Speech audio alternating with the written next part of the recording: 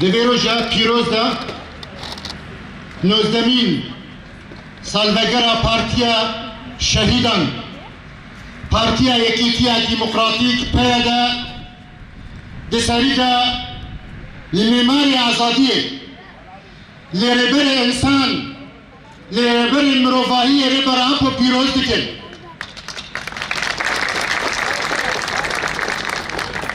لتبایی مالبات شهیده و تبایی کنن ولاد پارز و کنی حاضر ام پیروز و بمبارک دکن اول حمید زانین همونه تبگر آزادیه لرجبای کردستان دو سال 80 ده لسر آخر رجبا دمان وقتی ده بگشتی سوریا و لبنان ده تبگر آزادیه چما چی بود چما همونه وی لسر بی آخی حتی چی کرن جبرگو گلک پارتین کلاسیکی همون اگو نکاریبون ببین برسف جبونا گل اگو ترولین مزن دناوا جواکی ده ندیستن اگو تک پریزگیره که کردی به دنیای ندانن اسکرین وان توایجی جبو اجنداتین دربا جبو برجوندی خود تنه کرد کرد جبرگه که تبگر آزادی لسر بی آخه هبوناوی چه بو به پیشنگل به تبگره را به قادرون به تبگره را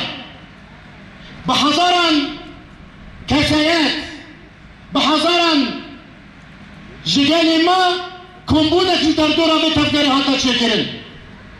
حتی دو آستا گوی رو مجیان دکن بیمنیانم ایرو لکنه که تبگر آزادی کمبونکی پر مزن حتی چه کرن وانا نجبر خواهد تبی گوی رو هم دی پیواجوه کی کران تشجاد دکن پیواجوه کی گلین شاید بین شورشگری دا پیواجوه رو دشمنش کی پروژه نا لسر ما فکراندید که و پروژه تک ببین امنه جای چاوه حوالی شورش و حوالی شورش خیلیسی بیوشی آی کی چی بیشه بالا بیشه امن چاره تتا چابوچی امن آبوچی امن بشت مریانا کام بوی امن آبوچی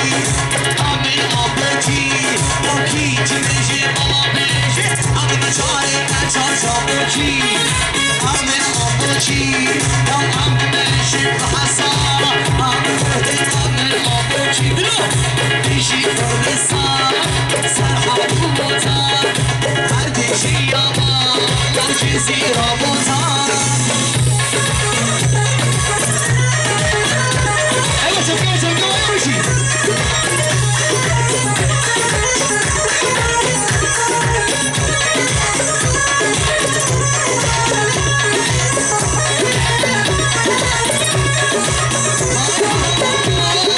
از کردستان یه اول شورش خواستم از کردستان